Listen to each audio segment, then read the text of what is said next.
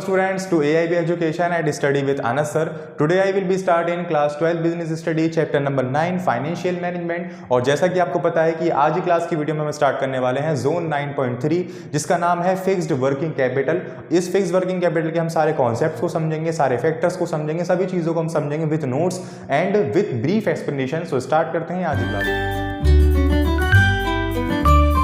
Start करते हैं अपनी क्लास को और फर्स्ट ऑफ ऑल हम समझते हैं कॉन्सेप्ट को जिसका नाम है फिक्स्ड कैपिटल कॉन्सेप्ट। तो स्टूडेंट्स, कैपिटल एक ऐसी सीढ़ी होती है जो कि हर एक बिजनेस को चलाने में हेल्प करती है। वो हमारा फर्स्ट स्टेप होता है, उसी के द्वारा हम अपने आगे के बिजनेस को चला सकते हैं। तो कैपिटल को मेनली दो कैटेगरीज के अंदर डिवाइड कर रखा है। फिर पहले आती है हमारे पास working capital requirement and second one is working fixed capital requirement. तो ये दो कैपिटल की कैटेगरीज हैं, इन दोनों को पढ़ेंगे, इन दोनों कॉन्सेप्ट को समझेंगे। सो स्टार्ट करते हैं। देखिए, फर्स्ट ऑफ ऑल हम बात कर रहे हैं वर्किंग कैपिटल रिक्वायरमेंट की। ये क्या होता है? ये इसलिए यूज किया जाता है जब हम करंट एसेट्स को परचेज करते हैं। यहां पर आप गौर कीजिएगा, 11th के अंदर पढ़ा था बेसिकली, हमने दोबारा बताता हूं। करंट एसेट्स ऐसे एसेट्स होते हैं जो कि एक साल के अंदर हमारा रीसेल होकर हमारे पास कैश बनकर आ जाता है। यानी ऐसे एसेट्स जो कि परचेज इसलिए किए जाएं ताकि हम उनको रीसेल कर कर पैसे कमा सकें, ऐसे एसेट्स को करंट एसेट्स कहते हैं। और इनकी ज्यादा से ज्यादा ड्यूरेशन जो होती है वो 1 ईयर की होती है, एक साल के अंदर ही बिक जाते हैं। ठीक है। And to make payments for day to day expenses which are necessary to run the business.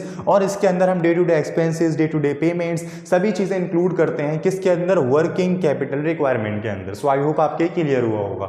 अब नेक्स्ट आ जाइए, इसी का उल्टा होता है हमारा फिक्स्ड कैपिटल रिक्वायरमेंट। तो fixed capital are those capital which are used to purchase of fixed assets. यानी कि फिक्स्ड एसेट्स को परचेज करने में जो अमाउंट खर्च हो वो फिक्स्ड कैपिटल होता है। ठीक है। तो आपको ये याद रखना है। आप इसमें ये भी रख सकते हैं याद, अगर आपको वर्किंग कैपिटल याद रखना है तो आप ये याद रखिए रेवेन्यू एक्सपेंडिचर, रेवेन्यू एक्सपेंडिचर, क्योंकि यहाँ पे बता रखा है डे टू डे एक्सपेंस है। रेवेन्यू एक्सपेंडिचर यानी डे टू डे एक्सपेंस कर रहे हैं हम, थोड़ा बहुत ही अमाउंट खर्च हो रहा होगा। मगर जब हम एक फिक्स एसेट परचेज कर रहे हैं, लाइक मशीनरी परचेज कर रहे हैं, बिल्डिंग कर रहे हैं, फैक्ट्री कर रहे हैं, तो उसमें करोड़ों रुपए का अमाउंट हमारा खर्च होने वाला है। तो यहाँ पे हम इसको याद रख सकते हैं कैपिटल एक्सपेंडिचर। ठीक है। तो ये आपको याद रखना, जब भी कैपिटल एक्सपेंडिचर की बात आए तो आप समझ जाइए फिक्स कैपिटल रिक्वायरमेंट है, जब भी रेवेन्यू की बात आए आप समझ जाइए वर्किंग कैपिटल रिक्वायरमेंट है। तो ये कॉन्सेप्ट आई होप आपके क्लियर हुआ होगा। अब हम बढ़ते हैं, ब्रीफ में एक्सप्लेनेशन समझेंगे कि आखिर फिक्स्ड कैपिटल होता क्या है, उसकी मीनिंग जो कि हमें एग्जाम के अंदर कैसे लिख कर आनी है, उसके आखिर ऐसे कौन कौन से फैक्टर हैं जो कि उसको डायरेक्टली इफेक्ट डालते हैं कि आखिर वो इंक्रीज हो या डिक्रीज हो। तो देखिए, फर्स्ट ऑफ ऑल जैसा कि मैंने अभी आपको बताया था कि फिक्स्ड कैपिटल एक ऐसा कैपिटल होता है जो कि रेफर करता है हमारे फिक्स्ड एसेट्स को परचेज करने में, जैसे कि बिल्डिंग, मशीनरी, फर्नीचर एक्सेट्रा। और हमारे फिक्स्ड एसेट्स कैसे बनते हैं वो बेसिकली बिजनेस के ऊपर डिपेंड होता है। जिस टाइप का बिजनेस होगा उसी टाइप के फिक्स्ड एसेट्स वहां पे क्रिएट हो जाएंगे। जैसे कि for example fixed assets capital refer to the capital which is used for the purchase of fixed assets such as land, machinery, building etc।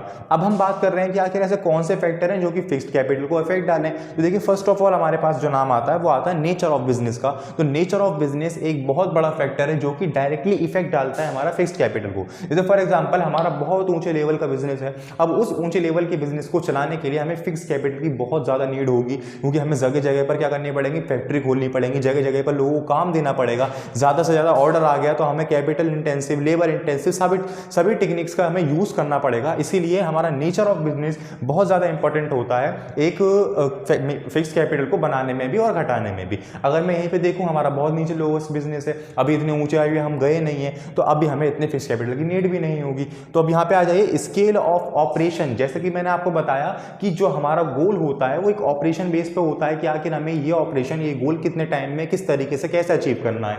तो यहाँ ये बता रखा है कि फॉर एग्जांपल अगर मेरे पास ऑर्डर आ जाए बहुत बड़े माल का, तो इतना माल मुझे इतने टाइम के अंदर प्रोड्यूस करना है और सेल करनी है। तो फॉर एग्जांपल जब मेरे पास बहुत बड़ा ऑर्डर आएगा तो उसके मुताबिक ही मुझे लेबर इंटेंसिव यूज करनी पड़ेगी, कैपिटल इंटेंसिव टेक्निक यूज करनी पड़ेगी। हो सका तो मुझे एक मशीन और लगानी पड़ेगी ताकि ज्यादा से ज्यादा प्रोडक्शन हो सके।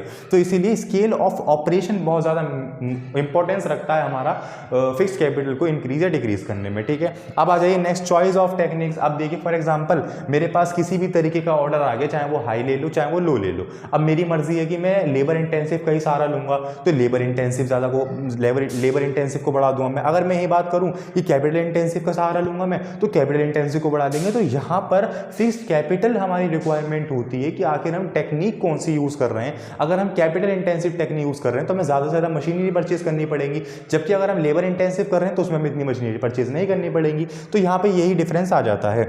अब आ जाइए टेक्नोलॉजी अपग्रेडेशन। देखिए टेक्नोलॉजी अपग्रेडेशन एक बहुत बड़ा इफेक्ट है। वो कैसे? देखिए फॉर एग्जांपल पहले के अगर आप समय में देखोगे तो जितनी भी गवर्नमेंट जॉब हुआ करती थी उनमें जब कंप्यूटर नहीं था तो सारे जो काम होते थे वो फाइल्स पे पेजेस पे हुआ करते थे। अब जिस तरीके से नया कंप्यूटर आ गया उसके अंदर सारे सिस्टम में काम करने लग गए हम, तो आज भी आप देखिए कहीं आपको रजिस्टर वाला काम मिलेगा? कहीं नहीं मिलेगा। तो कई सारी ऐसी टेक्नोलॉजी होती हैं जिनके मुताबिक हमें अपने आप को चेंज करना होता है। हम ये नहीं कह सकते कि हम ये यूज़ नहीं करना चाहते। तो इसलिए टेक्नोलॉजी अपग्रेडेशन भी बहुत बड़ा इफेक्ट है हमारा फिक्स्ड कैपिटल को बनाने में। ठीक है, अब देखिए आगे बढ़ते हैं हम। Growth of prospectus. Growth of prospectus हमारा बेसिकली एक बहुत बड़ा इफेक्ट है। जितने भी सारे जितने पॉइंट्स हैं ये काफ़ी ज़्यादा इंपॉर्टेंट है, आपको सभी याद रखना है मेरे हिसाब से। तो ग्रोथ प्रोस्पेक्टस भी एक बहुत बड़ा इफेक्ट है। फिर डाइवर्सिफिकेशन पे आ जाइए, financial alternative, level of collaboration. Diversification को समझते हैं, थोड़ा ये इंपॉर्टेंट है। कैसे?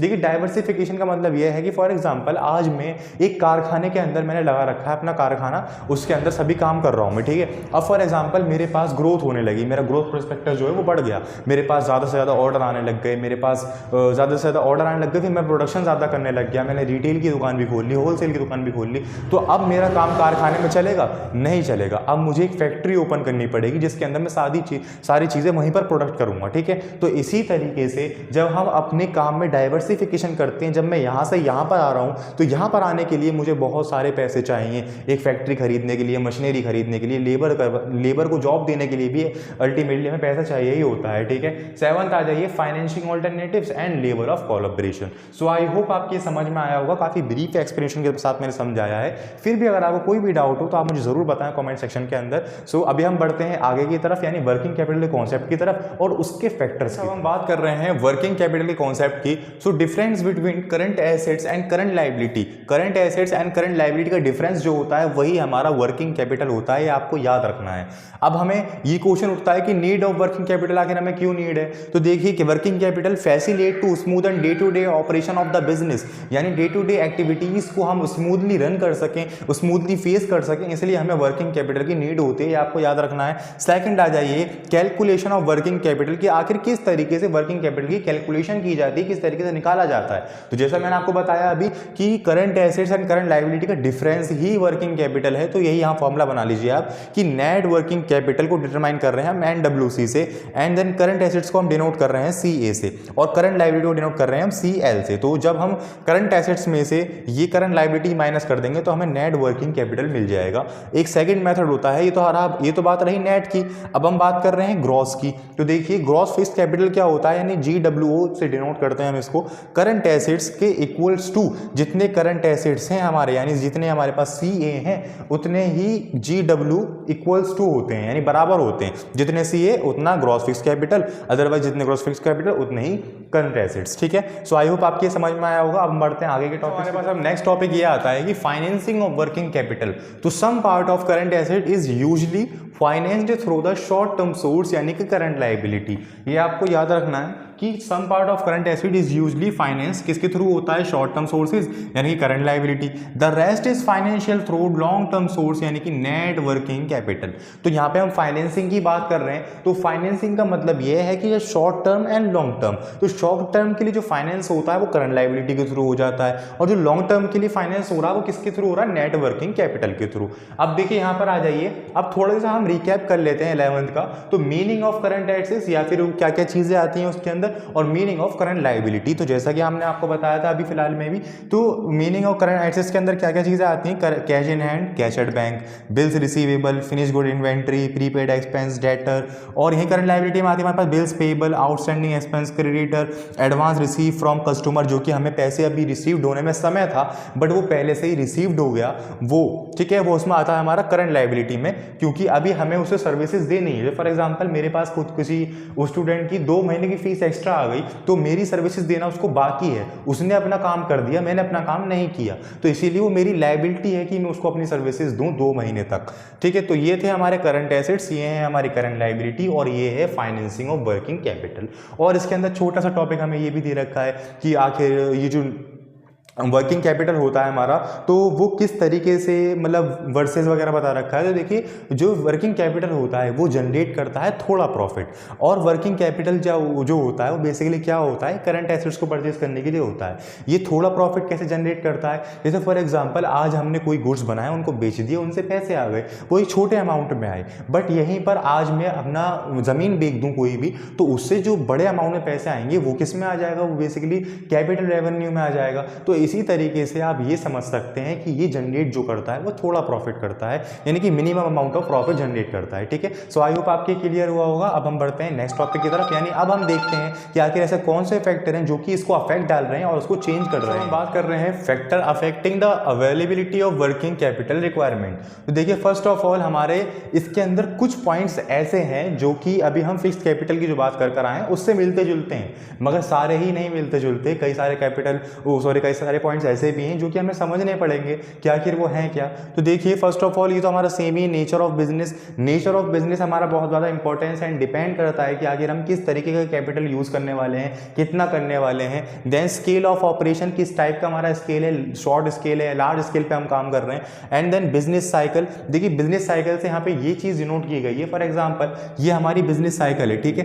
देखिए हर एक चीज़ के अंदर गिरावट और पीक ज़रूर आती है, तो यहाँ पे बता रखा है जब हम गिरावट में जा रहे होंगे तो उसके अंदर वर्किंग कैपिटल की नीड नहीं होगी, वो जा रहा होगा। बट जो वर्किंग कैपिटल जो है वो हायर नीड की कब होगी, उसकी जब हम पीक पर होंगे अपनी, ठीक है। तो यहाँ पे इस साइकिल द्वारा हमें समझा रखा है। फिर सीजनल फैक्टर, इसके द्वारा ही आप सीजनल फैक्टर भी समझ सकते हैं। वो कैसे, जैसे फॉर एग्जाम्पल स्टूडेंट्स हमारे पास कोई भी प्रोडक्शन हम कर रहे हैं, उसका अब सीजन आ गया, उसका सीजन आने के बाद अब वो उसकी पीक होगी, ज़्यादा से ज़्यादा उसको लोग परचेज करेंगे, तो इस केस के अंदर में ज़्यादा से ज़्यादा वर्किंग कैपिटल की नीड होगी जिससे हम ज़्यादा से ज़्यादा प्रोडक्शन कर सकें। और देखिए प्रोडक्शन साइकिल भी काफ़ी ज़्यादा इंपॉर्टेंट है। ये जनरली आप देखिए ये तीनों जो हैं वो काफ़ी मिलते जुलते हैं, business cycle, seasonal factor and production cycle. Production cycle जैसे कि आपको बताया कि ज़्यादा से ज़्यादा प्रोडक्शन साइकिल हो रही है हमारी, सीजन फैक्टर आ गया, पीक पे चल रहे हैं हम, तो ज़्यादा से ज़्यादा वर्किंग कैपिटल भी यूज़ होगा भाई। अब इसी तरीके से जब लोवेस्ट में जाएंगे तो कम।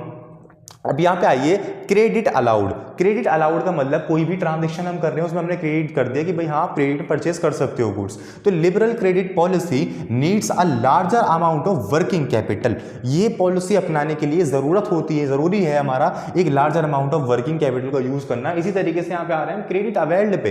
क्रेडिट अवेल्ड के अंदर large amount of working capital हम यूज़ कर रहे हैं, बट वहाँ पे हम इतना अमाउंट यूज़ नहीं कर रहे हैं। देखिए इससे बुक से समझते हैं हम क्या है। देखिए फर्स्ट ऑफ ऑल आपको बता रखा है यहाँ पे, कहाँ गए ये रे, क्रेडिट अलाउड का मतलब क्या हुआ यहाँ पे, business organisation provide credit facility. जैसा कि मैंने आपको बताया कि हमने अलाउड कर दिया कि भाई आप क्रेडिट में गुड्स परचेज कर सकते हो। अब यहाँ पे क्रेडिट अवेल में क्या बता रखा है, an organisation which avails the credit on purchase needs of a lesser working capital compare to the organisation which purchase on goods on cash. तो बेसिकली बता रखा है जब कैश के अंदर ट्रांजेक्शन होगी और हमारी यहाँ पे करंट लायबिलिटी उत्पन्न नहीं होंगी, करंट एसेट्स उत्पन्न नहीं होंगे, जब ट्रांजेक्शन हमारी कैश में होने लग जाएं तो वो क्रेडिट अवेल के अंदर हम डिनोट कर सकते हैं। सो स्टूडेंट्स आगे बढ़ते हैं, ऑपरेशनल एफिशिएंसी। तो देखिए ऑपरेशनल एफिशिएंसी का मतलब क्या है, जिस भी ऑपरेशन पे हम काम कर रहे हैं, जिस भी गोल पे हम काम कर रहे हैं, उसकी एफिशिएंसी कैसी है, उसकी एफिशिएंसी मोर देन ज़्यादा बढ़िया होगी तभी हमारा वर्किंग कैपिटल अच्छा होगा, अदरवाइज नहीं होगी तो वर्किंग कैपिटल भी इतना काम का नहीं हो पाएगा।